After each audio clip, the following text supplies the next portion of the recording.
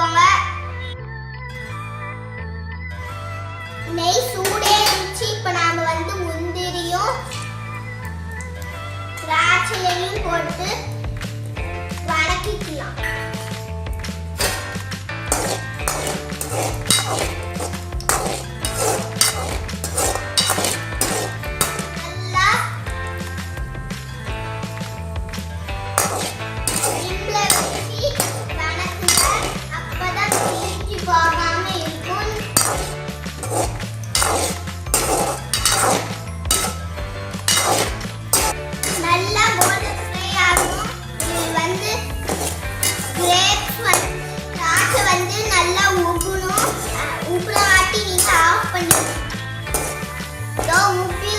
இப்போ நாம வந்து ஆஃப் பண்ணிடலாம்.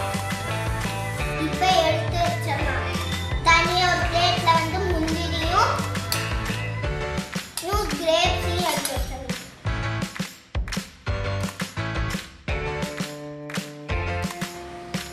இந்த நெய்யிலே வந்து கேரட்டை போட்டு நல்லா மிக்ஸ் பண்ணிடலாம். எடுத்து போட்டாச்சு.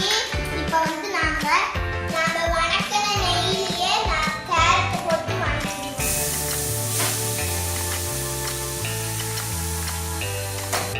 அடுப்புல வந்து தீயாம கேரட்டை வணக்கிக்கலாம்.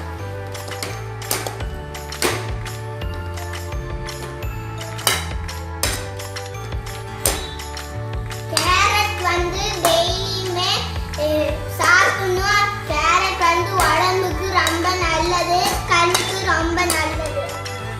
அடுப்பு சிம்ல வச்சுக்கிட்டு நம்ம ஒரு தட்டு எடுத்து மூடிக்கலாம். இந்த ஆவிலேயே வந்து கேரட் நல்லா வேகட்டும். தண்ணிலாம் தெளிக்க தேவையில்லை. அப்பப்ப வந்து நாம வந்து இதை திறந்து கிண்டி விட்டுட்டே இருக்கலாம். அப்பதான் தீயாம இருக்கும். நல்லா கிண்டி விடுங்க.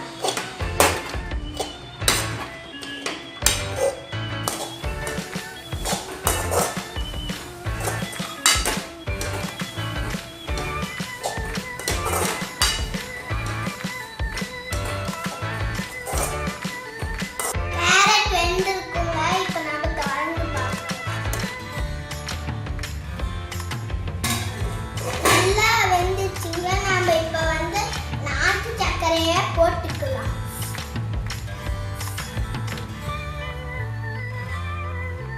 நாட்டு சக்கரை வச்சு இப்போ நாம வந்து மிக்ஸ் பண்ணிக்கலாம்.